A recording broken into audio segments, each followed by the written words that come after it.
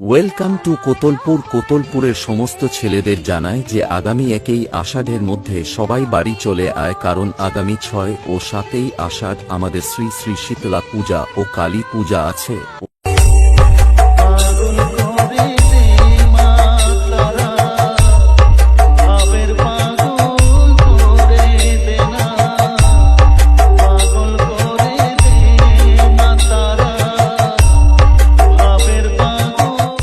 তার সাথে সবাইকে নাচাতে ও সবার গাঁর ফাটাতে আসছে পুরুষোত্তমপুর সে পাওয়ার মিউজিক।